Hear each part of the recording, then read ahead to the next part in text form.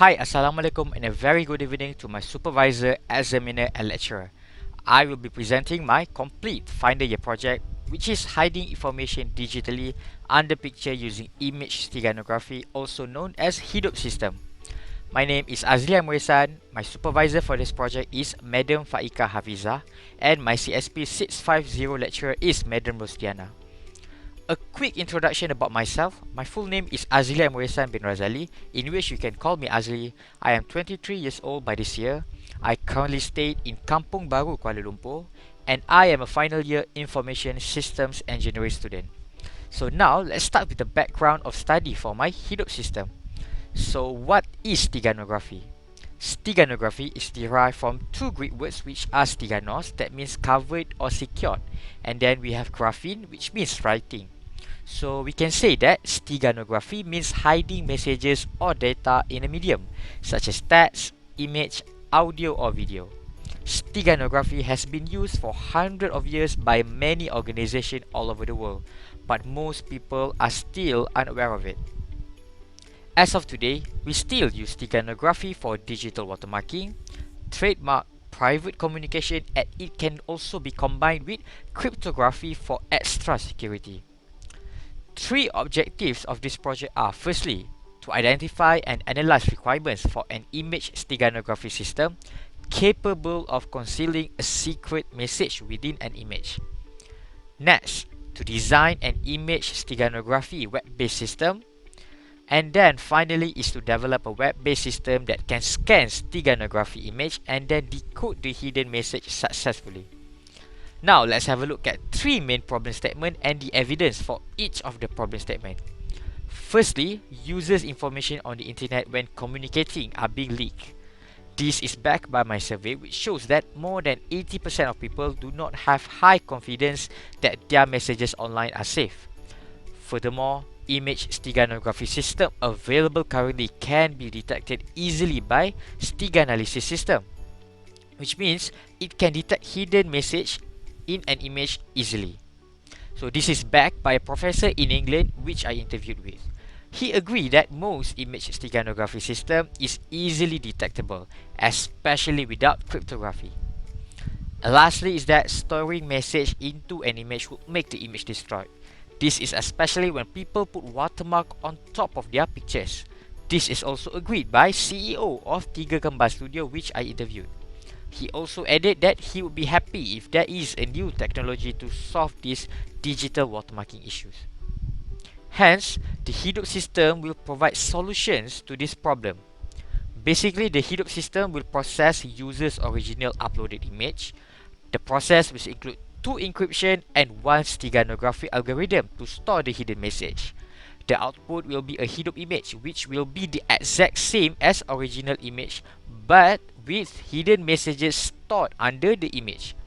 I will explain this later in this presentation. So, Hidup system in overall will have use cases which consist of 4 create actions, 8 read actions, 2 update actions and 3 delete actions. There will be 3 users for the system, which are non-member, member and admin.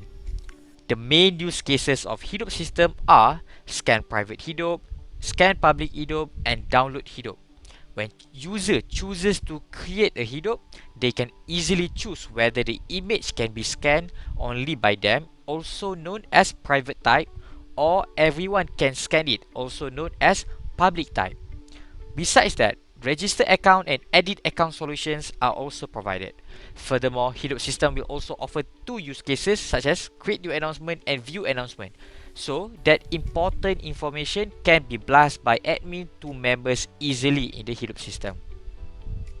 As for in the database, there are 5 tables which are admin, announcement, viewers, members and the Hidup itself. The basic system flow for Hidup system is non-member need to register and log in first as a member. Then they can start to create the Hidup system by uploading an image and enter the Hidup information. The system will process the image to become a Hidup image automatically. Then the member can download the Hidup image after the processing is completed. For the process flow of creating the Hidup image, firstly, the system will accept a plain text, which are the messages to be hidden. It then encrypts the message using bcrypt encryption algorithm. Next, those encrypted messages will be stored in a database. The ID to access the database will be encrypted again by using a different encryption algorithm, which is lipsodium. Finally, that encrypted ID will be stored in an image using least significant bit, also known as LSB technique. The reason that the solution uses two different encryption is because any steganography system in the world will not be able to get any message in the image. Hence, the project objectives have been achieved. As I mentioned earlier, the system implements LSB steganography technique to store the hidden message into an image. I will explain this in a simple way. For example, a user wants to hide a message in 3 pixels of an image. Assume the original 3 pixel which has 24 bits of colors as shown on the screen in 0 and 1. If the user wants to hide the letter A, which has a value of 01000001 in binary representation, the LSB method will change the least significant bit, which is the last bit for each byte. Hence, the result is as shown, in which the underlying number is the changed bits that correspond to the letter's A binary value. By completing this LSB method, the letter A can be hidden efficiently and effectively, since not all bits need to be changed, as it is the same as the original bits. So LSB can be very effective and efficient just because on average 50% of the pixels of an image will remain unaffected. Now, let us see the Hidup system in action. I will start the project demonstration. Starting with the landing page of the system, let's register first since we do not have an account. Member can easily register here by submitting all the necessary details. The system will check if the password matches. There are also other data validations in this form. As you can see here, the register is unsuccessful because username is too short. Next, the email is also invalid. Finally, password must be between 6 to 20 characters. Now, we have registered an account successfully. We can easily log in into the system from the main page. Here is the dashboard for member. Let's go to profile page and change the username. So as before, the system will still check for data validation same as in registration page. Let's say I want to edit my profile picture here. I can just click here and choose an image. The system will then automatically save the image as my new profile picture. Next, user can see the date when they last update their password. So let's try change password for this account. But first, we try insert the wrong old password. A pop-up will show that the change password is unsuccessful. So now let's insert the correct password. Okay, let's have a look at announcement list. There is one announcement already which is made by an admin. As a member, we can easily view the announcement by clicking this view button. The information will be shown. Now let's try create a new Hidup image. I will store my name into the image hiddenly. Next, we can choose whether the type of Hidup to be private or public.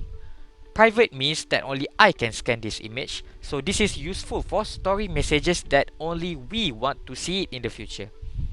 Meanwhile, public type means anyone can scan this image, including people who did not even log in as a member.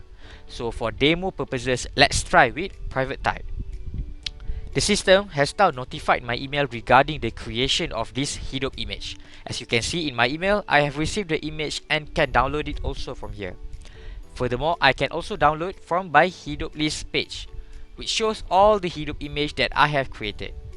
Clicking this download button automatically starts the download process. Here, we can compare both original and Hidup image, which all of it are the exact same image and cannot be differentiated by our eyes. Now, we can scan the downloaded image to check if the messages can be shown. So here, the hidden messages are shown to us.